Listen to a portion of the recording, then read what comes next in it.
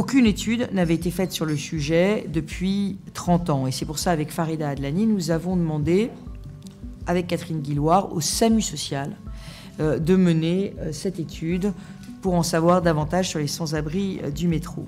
Cette enquête elle a été réalisée à l'Observatoire du SAMU social depuis décembre 2018, qui s'appuie sur une cinquantaine d'entretiens menés auprès de personnes sans-abri rencontrées dans le réseau. Elle s'appuie également sur une cinquantaine d'observations directes auprès des agents du recueil social et d'observations plus ponctuelles d'appoint dans près de 300 stations.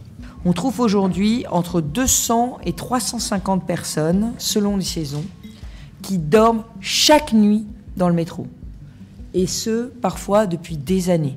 Pour mettre à l'abri les SDF du métro, nous voudrions créer, et c'est ce que nous allons annoncer aujourd'hui, des maisons solidaires à taille humaine. Ces maisons solidaires à taille humaine seraient des lieux d'accueil en Île-de-France pour des longs séjours, pour des personnes en situation de grande exclusion, avec des réponses adaptées et de la médicalisation. Il ne s'agit pas simplement d'accueillir ces personnes la nuit, mais il faut un accueil inconditionnel jour et nuit.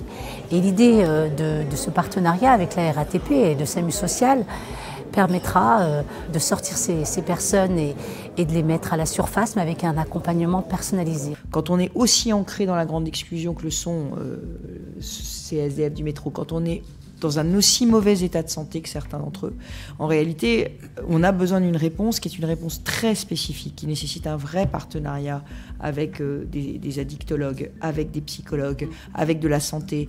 Et donc, ça nécessite un suivi 24/24 qui est très particulier et qui est très, j'allais dire, approfondi. Il faut mettre en place des politiques adaptées. Il n'y a pas de solution miracle. Il faut bien tenir compte des profils des individus, de leurs spécificités pour pouvoir les accompagner dans un projet de réinsertion. Nous pourrons, avec le recueil social, les orienter vers les maisons solidaires. La première sera notamment à Clichy et une autre sera dans la ville d'Issy-les-Moulineaux.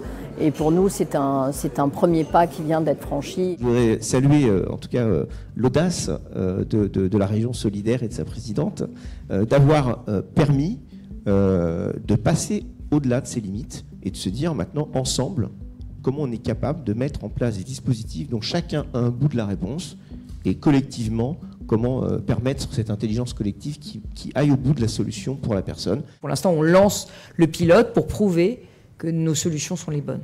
Donc à ce stade, aujourd'hui, on expérimente et on voudrait convaincre nos partenaires, collectivités locales et États notamment, qu'on peut tripler le nombre de places.